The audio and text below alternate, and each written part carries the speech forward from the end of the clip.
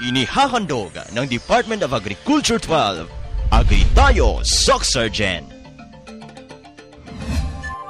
Isang masaganang umaga po sa ating lahat, lalong-lalo na sa ating mga pinakamamahal na magsasaka at mangingisda sa buong Rehiyon 12. Ito po ang isang oras na programang handog sa inyo ng Department of Agriculture Regional Field Office 12 sa pangunguna ni Regional Executive Director Amalia Hayang Datukan. Kaya sabay-sabay nating tuklasin at palaganapin ang ganda at sigla ng agrikultura dito sa Agri Tayo, Soc Sergeant.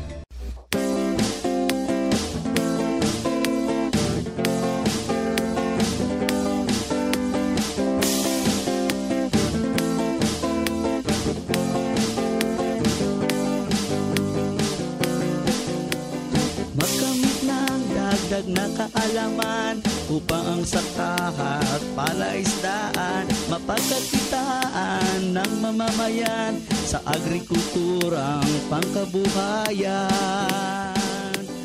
Agri Tayo, Soc Sergeant, programang dapat tangkilikin. Agrikultura'y binigyan pansin para sa ating mga mitiin. Agri Tayo, Soc Sergeant, programang dapat tangkilikin. Agrikultura'y binigyan pansin para sa ating mga mitiin. Ito'y programang pangkabuhayan at dito ika'y tutulungan.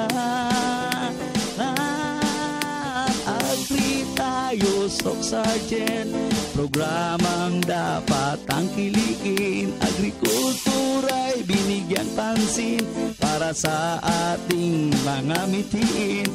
Agri Tayo, Soc Sergeant, programang dapat tangkilikin. Agrikultura'y binigyan pansin para sa ating mga mitiin.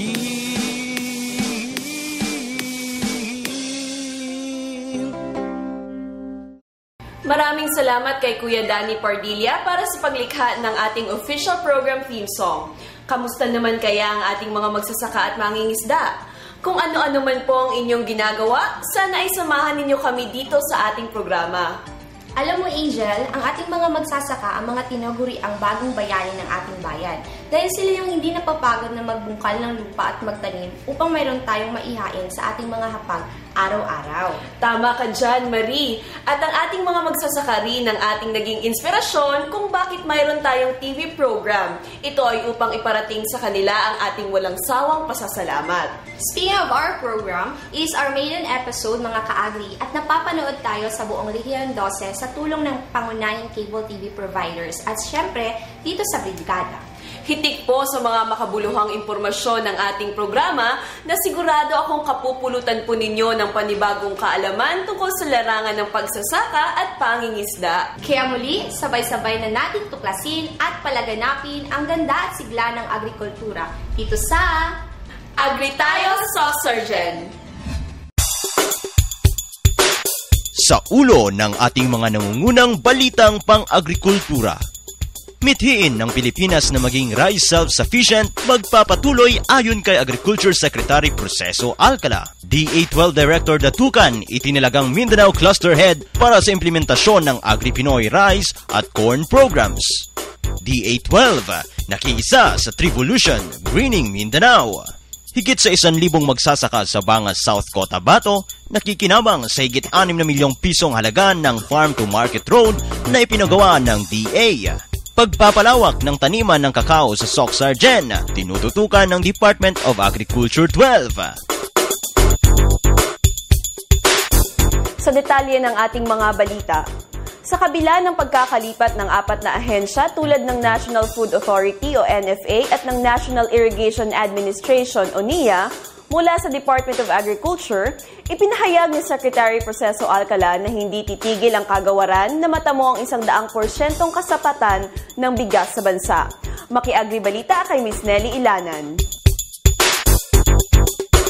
Ipinahayag ni Agriculture Secretary Proceso Alcala na magpapatuloy ang adhikain ng Pilipinas na makamit ang 100% rice self-sufficiency target ng kasalukuyang administrasyon bago ang taong 2016. Sa kabila ng pagkabigong maisakatuparan ang ambisyon nitong maging sapat ang bigas, buong pagmamalaki pa rin sinabi ni Secretary Alcala ang 97% rice self-sufficiency status na naitala ng bansa noong 2013. Ayon pa sa kalihim, mas mataas ito ng 14% kung ikukumpara sa 82% lamang noong 2010. Dahil dito, bumaba rin ang rice importation mula 2.4 milyong metriko tonelada noong 2010 sa 300,000 metric tons noong nakaraang taon. Maliban sa papataas na rice self-sufficiency level, ipinagmamalaki rin ng kalihim ang panibagong accomplishment matapos maitala ang pinakamataas na rice production sa kasaysayan ng bansa na umabot sa 18.44 milyong metriko tonelada. Sinabi ni Secretary Alcala na ang pagtaas sa produksyon ng palay ay bunga sa iba't ibang interbensyon ng gobyerno sa mga magpapalay sa buong bansa gaya ng konstruksyon at pagpapasaayos ng mga irigasyon at iba pang mga sistemang patubig maging ang pamamahagi ng iba't ibang makinaryang pansakahan at post-harvest facilities. Tuloy-tuloy tayo sa ating Agri-Balitaan, isang enhancement training tungkol sa pagpoproseso ng karne ang pinangunahan ng Department of Agriculture sa lalawigan ng North Cotabato at Sultan Kudarat na dinaluhan ng mga livestock racer at technician. Maki-Agri-Balita mula kay Ibrahim Baundi. Yes, maraming salamat kasamang Nelly. Higit sa 100 livestock technicians at racers mula sa lalawigan ng North Cotabato, Sultan Kudarat ang dumaan sa pagsasanay sa pagpoproseso ng karne na pinangunahan ng Agri-Pinoy Livestock Program ng Department of Agriculture 12. Layunin ng 2 araw na pagsasanay na maturuan ang mga kalahok ng mga bagong estilo sa pagluluto ng iba't ibang putahing manok, baka at iba pang karne. Ayon kay Regional Livestock Coordinator Dr. Jan Pascual, maaaring gamitin ng mga partisipante ang kanilang mga natutunang bagong lutuin upang makapagsimula ng isang maliit na negosyo. Maliban sa aktual na pagluluto, sinabi rin ng opisyal na tinuruan din ang mga ito ng packaging at maging sa pagbebenta ng kanilang mga produkto. Bago pa man ang enhancement training ay dumaan muna ang mga ito ng pagsasanay hinggil sa animal products and byproducts utilization na pinangunahan ni Zenia Arsad na kung saan nilahukan ng mga miyembro ng ilang rural improvement clubs at 4-H club. Nakatagda rin isa sa gawaang kahalintulad na pagsasanay sa mga iba't ibang lugar sa probinsya ng South Cotabato, Sarangani sa mga susunod na araw. Pinaalalahanan din ni Director Amalia Hayag Datukan ang mga nagsisipagtapos sa mga susunod na training na gamitin ang kanilang mga bagong tuklas na kaalaman upang madagdagan ang kita ng kanilang pamilya. Para sa Agri Tayo Soxalgen, ako si Ibrahim Baundi, nag-uulat. Mahigit sa 1,000 magsasaka sa bayan ng Banga, South Cotabato ang nagpapasalamat sa pamunuan ng Department of Agriculture dahil sa higit na 6 na milyong pisong halaga ng Farm to Market Road ang ipinagawa ng DA para sa kanila. Maki-Agri-Balita kay Ms. Chat Muñez. Maraming salamat kasamang Angel. Samantala mga kaibigan, abot sa 1,000 magsasaka sa Barangay Rangay, Banga, South Cotabato ang nakikinabang sa higit na 6 na milyong pisong halaga ng Farm to Market Road na ipinagawa ng Department of Agriculture. Ayon kay Rangay Barangay Captain Andres Singsing, napakalaki ng kontribusyon ng nasabing higit sa 1 kilometrong sementadong daanan sa pamumuhay ng mga magsasaka sa nasabing barangay, lalong-lalo na sa transportasyon ng kanilang mga produkto patungong merkado. Batay sa kanilang barangay profile, nasa 1,000 hectares ang kabuang agricultural area ng Rangay na kung saan ang 750 hektarya rito ay inilaan sa pagtatanim ng mais. Bago pa man makumpleto ang nasabing proyekto, sinabi na Kapitan Singsing na lubhang nakapakahirap ng kanilang naging sitwasyon, partikular na sa pagbibiyahe ng kanilang mga produkto dahil sa sira-sirang kalsada. Kung kaya ganoon na lamang ang pasasalamat ng mga magsasaka sa nasabing bayan sa DA sa pangunguna ni Secretary Proceso Alcala at Regional Executive Director Amalia Datukan. Maliban sa FMR, naging benepisyaryo rin ang barangay ng isang unit ng village-type corn on cobs dryer na pinangangasiwaan ng Rangay Credit Cooperative. Nagkakahalaga ang nasabing state-of-the-art post-harvest facility ng 3 milyong piso na handog ng Agri-Pinoy Maisan Program.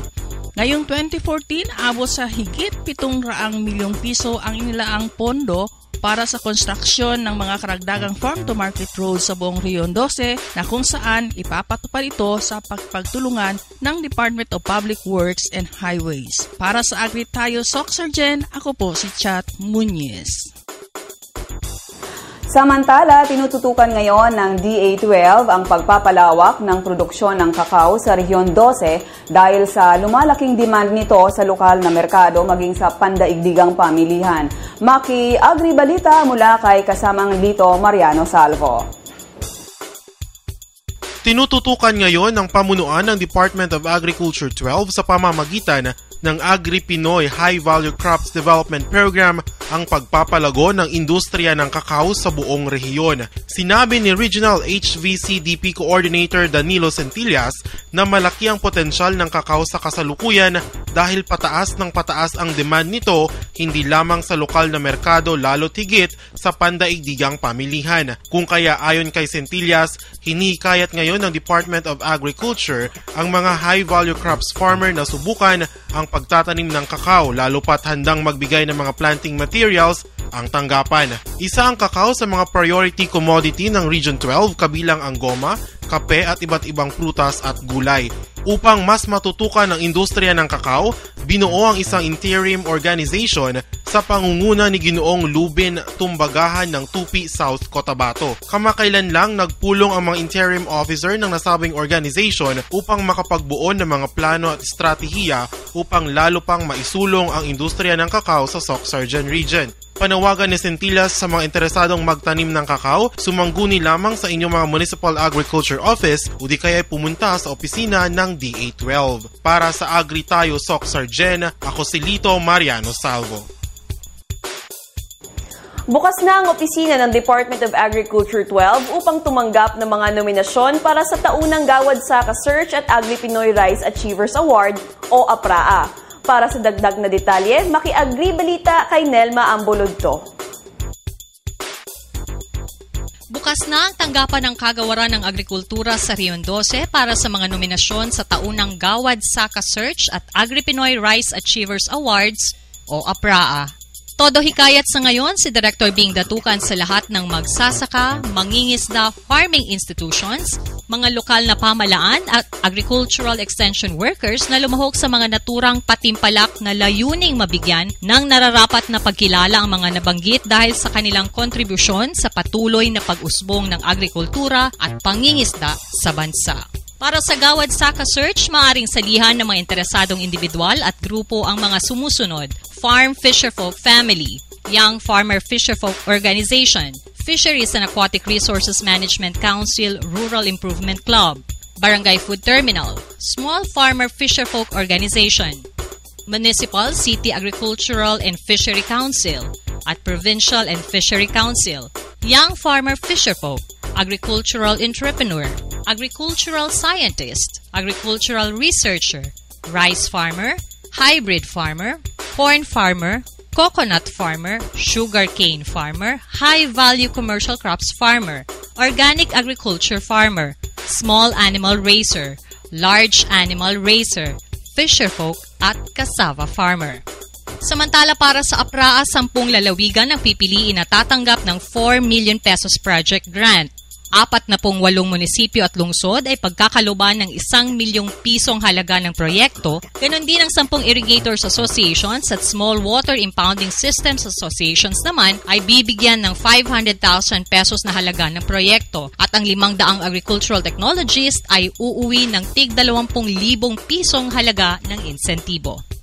Para sa karagdagang impormasyon, hinihikayat ang mga interesado na tumungo sa mga agricultural offices sa kanilang mga bayan o lalawigan. Maaari ring tumawag sa Gawad Saka Regional Secretariat sa mga numerong 083-520-0460, 083-381-0092 at 083-520-0628 at hanapin si Ginang Cecilia Parcon. Samantala kasamang Angel, nandito tayo ngayon sa DepEd Conference Room kung saan isinasagawa ang Regional On-the-Spot Mosaic Making Contest kaugnay sa pagdiriwang ng World Food Day ngayong taon. Nilahukan ang nasabing Regional On-the-Spot Mosaic Poster Making Contest ng mga mag-aaral ng Soc-Sargen Region na nanalo sa kani-kanilang division level. Gamit ang iba't ibang agricultural at fishery products gaya ng butil ng palay at mais, monggo, mga beans, shells at marami pang iba, lilikha ang mga kalahok ng mosaic poster na may kaugnayan sa temang family farming, feeding the world, caring for the earth. Katatapos lang magtagisan ng galing ng 21 mag-aaral mula sa 7 dibisyon ng Region 12.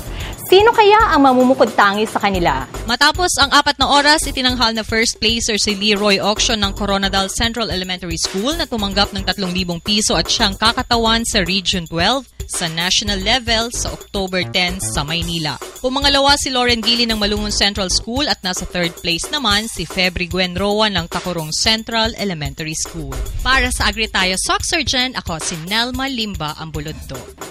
At yan ang unang ratsada ng ating mga balita. Patuloy lang sa pagtutok dito sa Agri Tayo Soc-Sargen.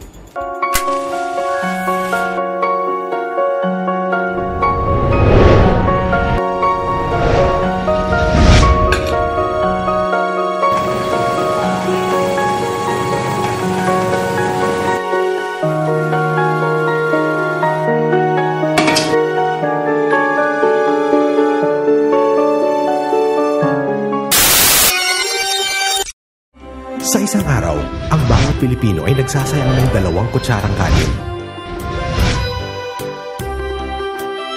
Katumbas ng mahigit na 1.7 million kilos kada taon na kayang magpakain ng 2.7 million Filipinos.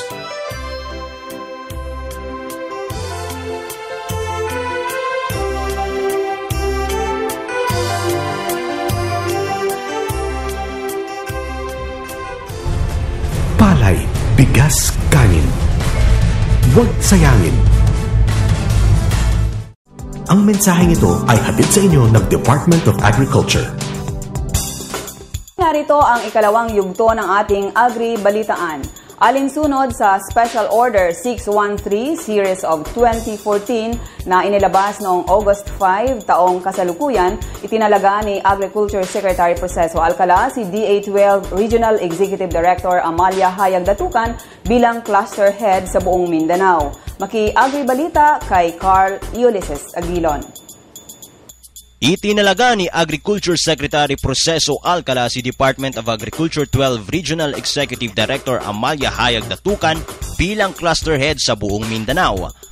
Ang nasabing appointment ay may kaugnayan sa umiiral na operationalisasyon ng pagsasama-sama ng mga regional field offices upang mas mapaganda ang pagpapatupad ng Agri-Pinoy Rice at Corn programs ng DA. Batay sa Special Order 613 Series of 2014 na inilabas noong August 5, 2014, si Direktor Datukan ang uupong lead convener ng 6 na regional field offices ng Mindanao, kabilang na ang Autonomous Region in Muslim Mindanao o ARMM. Bilang cluster head, magkakaroon ng authority si Direktor Datukan na magpalabas ng memoranda at direktiba sa lahat ng RFOs sa Mindanao hinggil sa mga aktibidad, inisyatibo at mga proyekto upang mas gawing efficient ang implementasyon ng mga proyekto sa ilalim ng rice at corn programs. Sinabi ni Direktor Datukan na gagawin nito ang lahat upang kanya magampanan ng buong husay ang panibagong katungkulang iniatang sa kanya, katuwang ang iba pang Regional Executive Directors ng Mindanao. Umupo si Datukan bilang Regional Executive Director ng DA Regional Field Office 12 noong February 2011 at hawak nito ang mga lalawigan ng North at South Cotabato, Sultan Kudarat at Sarangani, maging ang mga lungsod ng Cotabato at General Santos. Para sa Agri Tayo Soc-Sargen, ako si Carl Ulysses Aguilon. Sa iba pang balita, inanunsyo ng pamunuan ng Department of Agriculture na tumaas ang volume of production ng palay na umabot sa 2.7 milyong metriko tonelada mula 2010 hanggang 2013. Ayon kay Agriculture's Assistant Secretary for Field Operations at National Rice Program Director Edelberto De Luna, umakyat ang rice production mula 15.7 million metric tons noong 2010 sa 18.4 million metric tons noong nakaraang taon. Ipinahayag ng opisyal na ang pagtaas sa produksyon ng palay ay bunga ng iba't ibang interbensyon ng DA sa mga magpapalay sa buong bansa, gaya ng konstruksyon at pagsasaayos ng mga irigasyon at small water impounding dams. Dagdag pa nito na malaki rin ang naitulong sa mga magsasaka ang mga credit at insurance programs gaya ng Sikat Saka, lalong-lalo na sa mga top rice-producing provinces sa buong bansa. Panghuli nating balita, 35 empleyado ng Department of Agriculture 12 ang lumahok sa isang makasaysayang aktibidad na pinangunahan ng Mindanao Development Authority o MINDA at ng Department of Environment and Natural Resources o DENR. Ito ang Revolution Greening Mindanao. Narito ang special report. Andito tayo ngayon sa Aroman, Carmen, North Cotabato upang makiisa ng masungkit ng Mindanao ang titulos para sa Guinness Book of Records na may maraming punong na itanim sa loob lamang ng isang oras. Ano pang hinintay natin? Taniman na!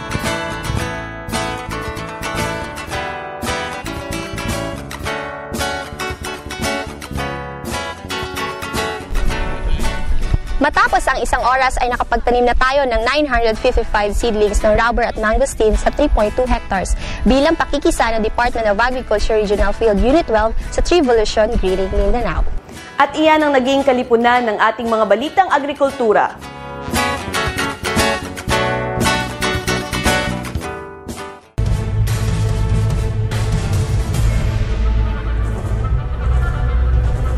Palay.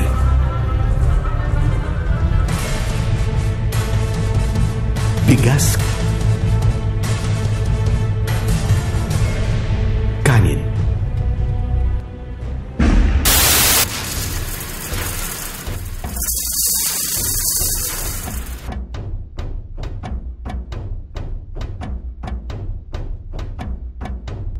Isla ko, hugasan ko ang bugas. Gusto niyo iuwad ko sa balde. Magamay na lang ang bilhin ng tubig. Madala.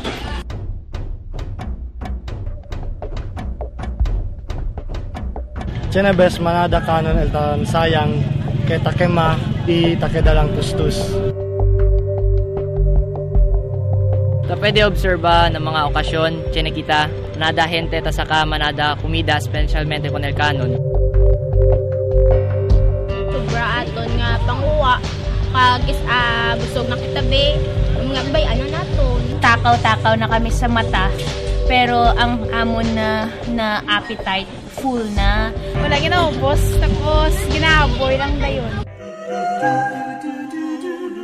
In magbayo, di ta masiguro in way roon maasag.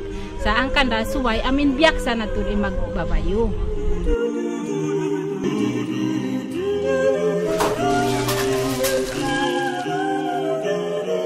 Kung kaisa man ang nagatigang sa amon, magkilis siya, hindi mo siya maibitar nga wala sang may madala nga bugas.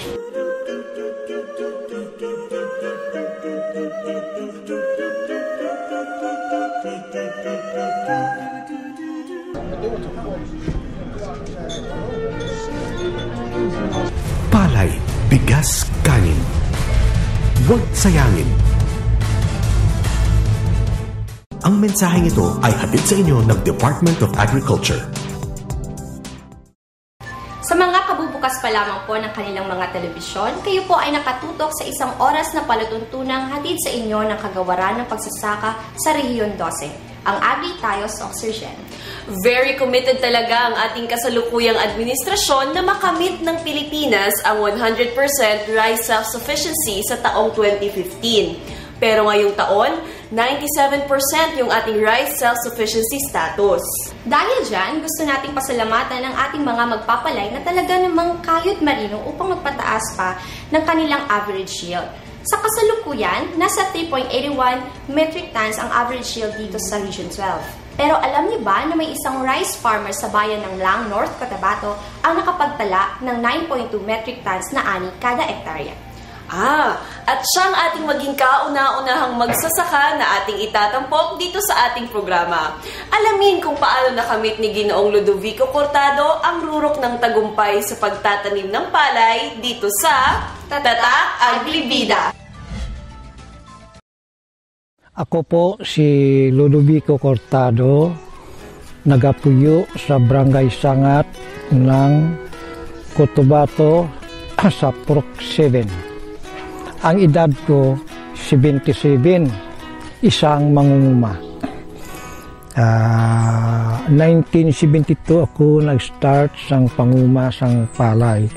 Pero ang mga palay sa ito nga ginahatag, hindi gid maayo nga binhi. Hindi parehas ang karon. Nga ang binhi karon maayo nga kalidad sang mga palay. Labot pa may mga ara sila ginatag nga registered, mga certified, o kung wala mga good seed.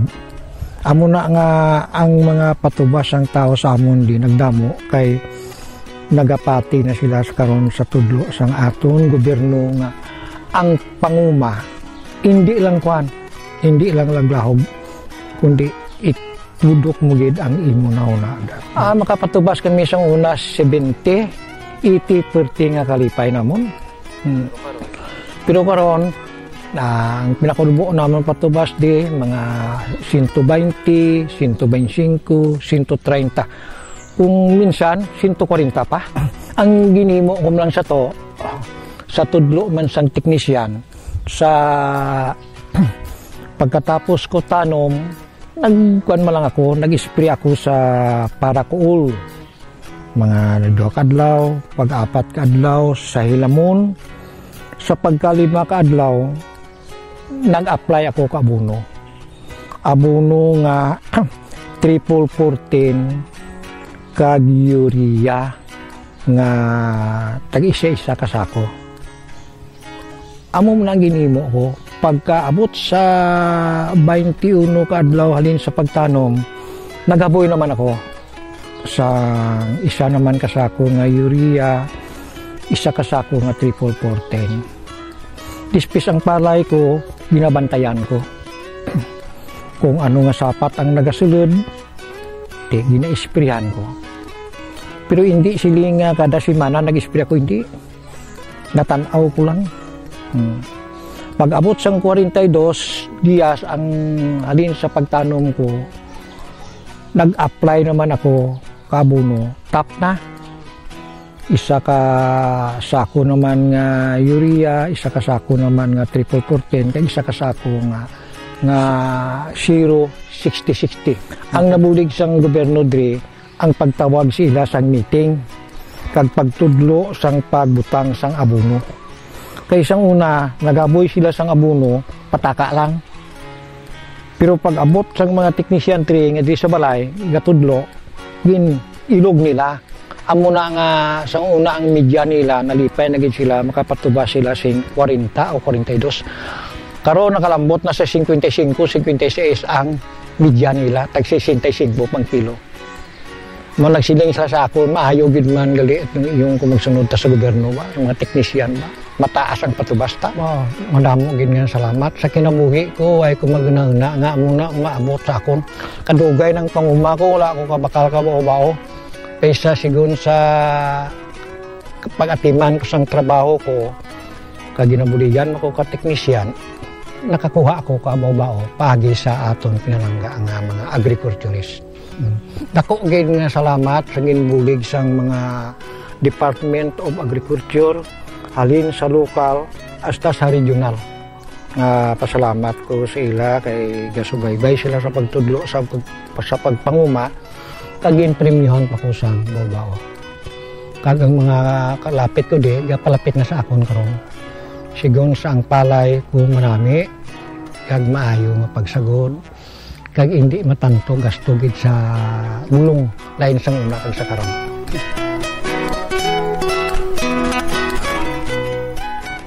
Ang sikreto naman pala talaga ni Tatay Ludovico ay ang integrated pest management.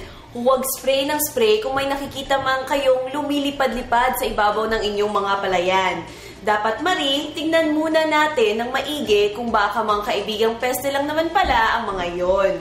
Tama ka, Angel. Maliban kay Tatay Iyong, meron pa po tayong ipinagmamalaking fish farmer mula sa Banga, South Cotabato.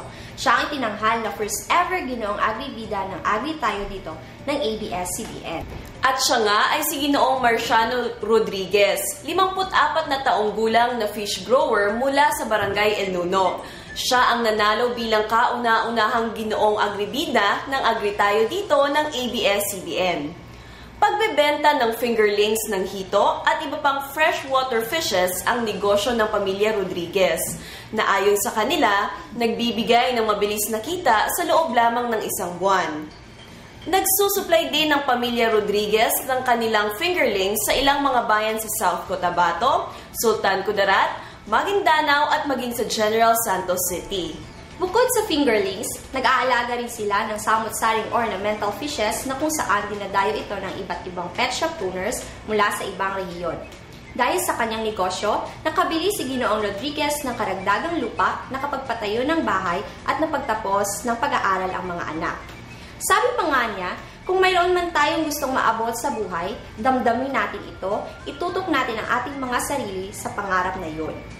Bilang kauna-unahang ginoong agribida, tumanggap si Rodriguez ng 5,000 pesos na cash prize, iba't ibang gift items at isang baka mula sa National Dairy Authority, bukod pa sa sash at laki ng pagkilala na iginawad sa kanya.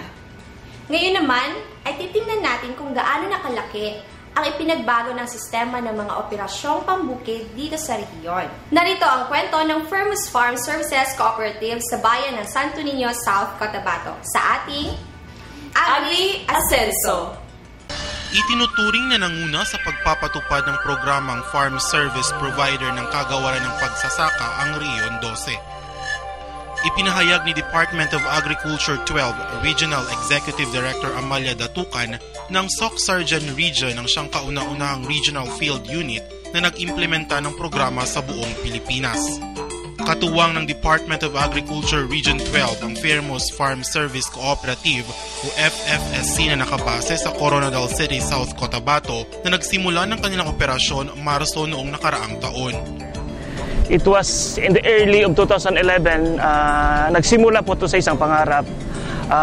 Nag-usap kami one time sa isang biyahe namin together with before is Assistant Secretary Dante Dilimat, ngayon Undersecretary. Na pag-usapan po namin ang problema sa field, lalo na po sa mga serbisyo sa ating mga magsasaka na kung saan may mga panahon na kinukulang po tayo sa ating mga workers sa ating mga farms. At ito po, at nakapag-create po kami ng mga ideya na kung saan matutulungan po natin ang mga magsasaka. Bilang isang farm service provider, mayroon itong mga farm workers na siyang binabayaran ng kooperatiba upang magtrabaho sa lupa ng kanilang mga kliyente, magmula sa paghahanda ng lupa hanggang sa pag-aani nito. Upang mas mapaganda pa ang operasyon nito, binigyan ng DA Region 12 ang kooperatiba ng mga makinaryang pansakahan na kinabibilangan ng 3 unit ng farm tractor at 1 unit ng rice combine harvester. Ang mga services na pinuprovide po ng Firmus is, number 1 is from land preparation hanggang sa maintenance ng area nila, hanggang sa post-harvest facilities. Hanggang ngayon, sa ngayon makikita po nyo sa likuran na gumagana na po yung ating rice mill, yung rice processing center natin. At isa po itong malaking breakthrough not only sa Department ng Agriculture, lalo na po sa mga magsasaka. Sa pamamagitan ng pagkuha ng mga serbisyong pambukid, ang mga may-ari ng lupa ay maaaring makipagkontrata sa kooperatiba at bayaran ng mga serbisyo na may kaukulang halaga. When the Firmus Farm Service Cooperative started, maganda po ang naging impact sa community kung saan marami po impact. Lowland areas na serbisyohan ng ating Kubota tractor, yung 3608 na ginagamit sa Basakan, almost 230 hectares na ang na-serve niya. Then yung sa upland natin, almost 170 hectares na rin ang na-serve niya. Sa tulong ng mga farm service provider, ibinahagi ng mga kliyente ng kooperatiba na tumaas ang kanilang produksyon hanggang sa 20% na nagre-resulta naman sa mataas na kita ng mga magpapalay. Sa ngayon, pag ipasok ko sa Firmus Cooperative, yung mga land preparation namin, hindi na masyadong malaki kasi mabilis na. 1-2 araw lang o 3 araw, matapos na namin ang land preparation, makatanim na kami. Noong panahon na wala pa yan, almost mga 2 weeks o 3 weeks pa, marami pa panahon, mausik namin at saka land planting kami. Marami pang panahon na araw na bayaran mo sa tao, ang kita mo, mababawasan rin pag makaharvest ka. Yung sa land preparation po, magkano po ang natitipid ninyo? Yung sa ngayon, makatipid ako ng halos 30% sa gastusin namin sa noong na mga gastos. Oo.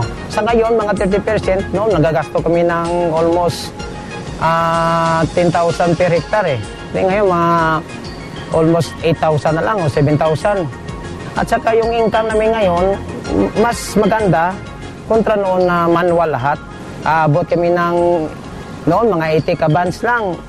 Almost mga 20 to 30,000 lang ang income namin sa per hectare. Ngayon, mag-aabot na kami ng 50 to 60,000 eh. Marami pong salamat sa ating kagalang-galang na sekretaryo kung saan binigyan po tayo ng pagkakataon na makapaglingkod as a farmer, same time po naging service provider. Bilang isang pambansang programa, ang Farm Service Provider ay isa lamang sa mga inisyatibong binabalikat ng kagawaran ng pagsasaka upang gawing makatotohanan ang pangarap ng Pilipinas na maging rice self-sufficient simula ngayong taon. Tuloy-tuloy ang ating usapang palay dito sa ating Agri-Talakayan. Dahil tungkol po sa palay ang pinag-uusapan natin ngayong first episode, makakasama natin ang Agri-Pinoy Rice Focal Person ng Region 12 na si Mr. Ray Embajador. So, Sir Ray, magandang umaga po. So, kamusta kayo, sir? Magandang umaga naman, Angel. Okay din naman ako. At saka sa ating mga nanonood ngayon, sa mga farmers natin dito sa Region 12 at saka sa katabing Pook, magandang umaga po sa inyong lahat. Sige po, Sir Ray. Di ko na po patatagalin ang paghihintay ng mga manunood natin. So, sir, kamusta po ang pagpapatupad ng proyekto ng DA12 sa ilalim ng Agri-Pinoy Rice Program, particularly ang mga program's recent overall accomplishments? Salamat sa tanong mo, Angel. At una po sa lahat na yung talagang pakay po ng ating programa para mapataas po ang ani, at saka mabigyan po ng magandang buhay yung ating mga magsasaka, at the same time mapataas po yung kanilang kita. Okay po. So, yan po, sa totoo lang po yung Region 12, talagang 131% naman po talaga na self-sufficient tayo. Okay. Pero kahit mataas yung sufficiency level natin, in fact, maproduce natin yung palay natin in 1 year, meron pa tayong 3 buwan na sobra na ginatawag natin na buffer natin, no? Kasi 131%. Pero hindi lang tayo humihinto dyan. Nagbibigay rin po tayo ng iba't ibang intervention sa ating mga magsasaka. Opo, sir. Para mas lalo pong mataasan po natin yung ating mithiin. In fact, meron tayong binibigay na binhi, meron din tayo pong binibigay na technodemo, mga farm machineries, farm equipments, at mga post-harvest facilities na ina-identify po yan sa different municipalities, provinces ng Region 12. Okay, sige po. Sir, kamusta naman po yung mga innovations ng Department of Agriculture dito sa Region 12? Simulan po natin sa building ng rice terraces natin.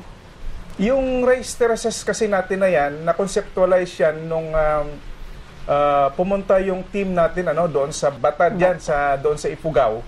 Opo. Dinala natin yung pagbalik ng kasamahan natin, binalik natin yung nagkuha tayo ng 2 taga-Batad na nakakaalam talaga ng paggawa ng rice terraces doon. Okay, so dito sa atin, tinawag natin yan na Rockwall Rice Terraces na nandoon po sa Arakan, Cotabato. Yes, sir. In fact, ngayon yan, ginagawa yung rice terraces na yan na walang ginagamit na semento. Okay. Indigenous lang po lahat yun. And then, tinuruan yung mga different farmer groups natin. Yan po ay pakay din po niyan ay para doon sa mga idle land na hindi talaga mataniman. So, ginawaan natin nagpa-file tayo ng bato Tapos yan, at the same time, pag dinaanan niya ng tubig with a source of water, magagamit natin yan para malagyan ng mataniman ng palay. So ngayon yung situation ngayon doon sa Arakan Cotabato, nagkaroon na po tayo ng 24 na kahon. Ay, okay. So malaki-laki na rin yan at yung 24 na kahon na yan, nakapag-produce na rin po yan ng mga palay doon. Ano po ba yung iba't ibang proyekto mula sa Palayan Program na maaaring ma-avail ng ang ating mga farmers at ano po yung mga kailangan nilang gawin? Yung actually marami tayong maibigay sa programa under sa Agri-Pinoy Palayan Program. Apo. Unang-una, kung gusto nila ng equipments o farm equipments, mayroon din tayo yung mga tinatawag natin na post-harvest facilities, Angel, yung mga tractors, meron tayong mga power tillers, meron tayong mga combine harvesters. Sa post-harvest facilities, meron din tayong mga mini warehouse with dryer, mayroon din tayong mga MPDP. Yes, sir. At saka lahat yan, in fact, alam niya ng mga kasamahan natin na mga magsasaka dito sa rehiyon dahil nagpapatawag naman po tayo ng ulat sa bayan every quarter. Ay, okay doon, po. pinapakita natin doon. Pero siguro sa hindi nakakaalam na gusto mag-avail, yes, sir. magpadala lang po sila ng letter intent and then ipa-endorse nila sa municipal agriculturist nila, provincial agriculturist, and then i-forward lang sa opisina po ni Director Datukan, ni Director Bing Datukan. Kung meron namang natatamaan po na flash floods or mga incidents ng mga calamities, i-forward din ninyo para mabigyan din natin ng pagkakataon, mabigyan ng binhi kung meron man tayong maibigay na mabalidate talagang without recovery na ibigyan po natin sila ng binhi. Sige po, Sir Ray. Thank you po. Thank you, Angel, at magandang umaga po sa ating lahat.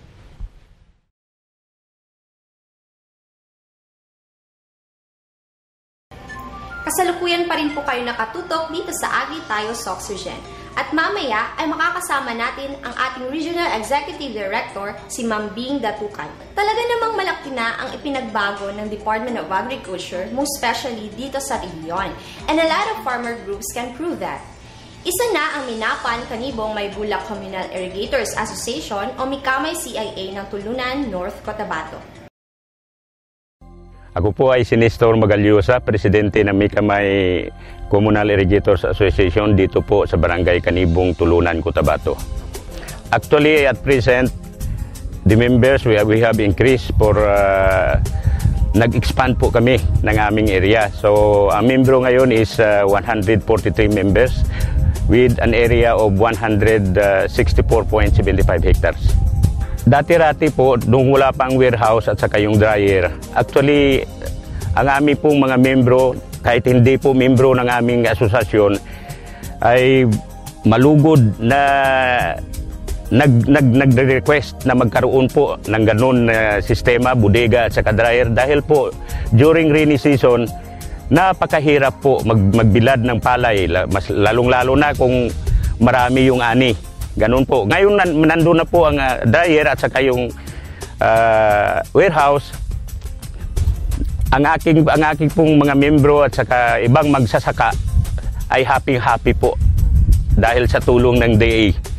Malimit po yung ani nila po ay nasisira, maraming nasisira. Pero ngayon na nandyan po ang warehouse at saka ang dryer, napakalaki pong tulong yun po. At saka mayroon pong tawag na year by year increase po yung production namin po dito. Mga nakaraang taon, actually yung ani namin dito is humugit 66, 70 yung ani namin. Pero ngayon, ang malimit, ang mahina ang ani dito is mga 80. Tapos ang napakataas po, mayroon pong nag-aani dito ng 115. Ganyan po. Pero yung number of kilos is 69 naman at saka 68 hanggang, kung minsan nga hanggang 70 kilos pa eh. Ang mababa dyan, sa aning ganyan, ang napakahinang kilo na yan is mga 62 kilos. Sa aking asosasyon po, nakakuha po kami ng isang yung isang power tiller with trailer at saka yung rice thresher with the motor.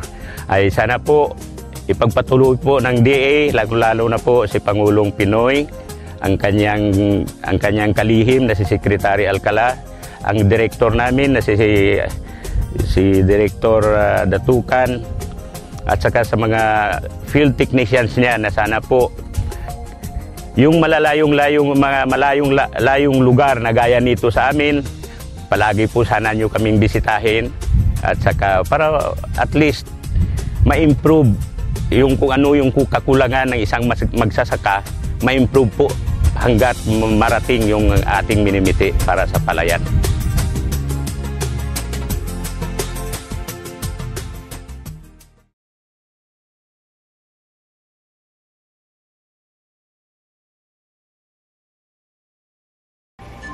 Alam ba ninyo na dito nagmumula sa Soxargen ang first organic rice exporter ng Pilipinas after 30 years? Ang Don Bosco MPC ng North Cotabato ang siyang tinaguriang kauna-unahang organic colored rice exporter ng bansa makalipas ang higit sa 30 taon. Higit sa 70 metric tons na ang nailuluwas nito sa iba't ibang panig ng daigdig tulad na lamang ng United Arab Emirates, Hong Kong at marami pang iba. At sa kasalukuyan, ayon sa kanilang General Manager na si Romano Laurilia, ay pinaplansa na nila ang iba pang export deals sa mga bansa ng Amerika at Europa. Kumakailan lamang ay dumalo rin sila sa Sabah International Expo kasama ang ibang exhibitors ng rehiyon. Alright, at this moment, narito na ang pinakahihintay ng lahat, ang mensahe ng ating Regional Executive Director na si Ma'am Bing Datukan. Ang patuloy pa rin kinatarget natin ngayon ay ang rice efficiency program natin na sana'y umabot tayo na 100%. No? At narinig natin si Secretary Alcala, tayo ay nasa 96%. At sa ngayong taong ito ay tinutumbok natin ang 97%. At malaki ang ating paniwala na sa susunod na taon ay aabutin na natin yung talagang 100%. Ang gusto lang sana nating maipaabot sa ating mga kasamahang magsasaka at sa lahat ng ating kababayan na in 2010, ang ating sufficiency ay 82%. No? At gawing 96% ay isang napakalaking accomplishment na. At ito ay hindi natin sinasabi na gawa ng Department of Agriculture, kundi gusto nating pasalamatan ang ating mga kasamang magsasaka. Sa inyo, mga magsasaka ng palay, ang aming pasasalamat sa patuloy na pagpupunyagi para ang ating mahal na Pilipinas at ating mga kababayan ay magkakaroon ng pagkaing bigas mula mismo sa inyong mga pinaghihirapan. Ulitin ko po, ang Department of Agriculture ay siya lamang facilitator upang mapaunlad ang sakahan. Ang magsasaka ang siyang tunay na hero dito. Sa Region 12, ang ating sinasabing pag-unlad sa sakahan ay medyo masabi nating talagang malaking bagay para sa magsasaka. At gusto kong magpasalamat sa kanila dahil patuloy na tumataas ang ating ani bawat hektarya at ito ang dapat nating pagtuunan ng pansin. Pagtuunan natin ng pansin na sana sa bawat hektaryang palayan ay umabot sila ng average sa kabubuan na 5 tons per hectare. Sa irigasyon or irrigated area, ito ay madaling abutin. At katunayan, ay inaabot na nila. Mayroon pa ngang umabot na 9.2 tons. No? So kung nangyari sa isang magsasaka, pwedeng mangyari sa karamihan pa. So, mayroon din tayong mga techno-demo, no, na binibigay, pinapakita natin sa bawat barangay, kasama ang mga local farmer technician, na hindi imposibleng umabot ng 5 tons. Ito ay madali, sumunod lamang sa sinasabi nating package of technology. Now, ang Department of Agriculture Region 12 ay sinasabi nating masaya dahil sa mga magsasaka natin ng palay, tayo ay number 1 sa Mindanao sa production volume.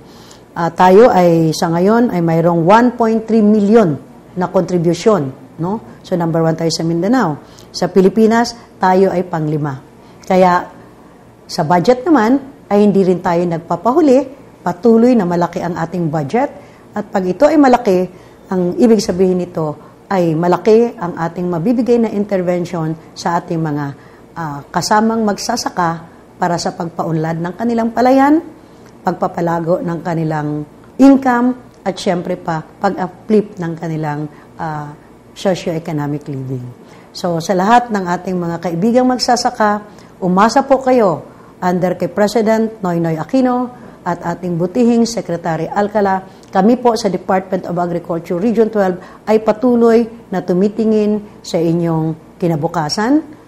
Umaasa kami na sana tayo ay patuloy na maging maunlad, magkasamang mag-implement ng mga programa para sa pag-unlad ng lahat ng sektor ng agrikultura. So magandang umaga po sa inyong lahat. Punong-puno talaga ng mahalagang impormasyon at mga kapaki-pakinabang ng mga kaalaman ang ating nag-iisang oras na pagsasama. Pero bago tayo magpaalam, ay gusto lang nating batiin ang ating mga ka-agri na talaga namang sinamahan tayo sa ating programa. Lalong-lalo na ang ating mga magsasaka at mangingisda sa buong Rehiyon 12 at ang mga empleyado ng Department of Agriculture 12. Isang masaganang umaga po sa inyong lahat at maraming salamat po. At sa ating mga viewers, maaari nyo rin pong sundan ang ating programa sa Facebook at Twitter sa Agri Tayo Soxurgen. At para sa inyong mga katanungan sa ating segment na Agri Talino o episode suggestions, i-post lamang sa aming social media accounts o di kaya ipadala sa ating hotline number na 0999-9236-054. Mula sa araw na ito, gawin na ho nating habit ang panonood ng ating programa every Saturday mula alas 9 hanggang alas 10 ng umaga. Sabay-sabay nating tuklasin at palaganapin ang ganda at sigla ng agrikultura dito sa Agri Tayo Soxurgen.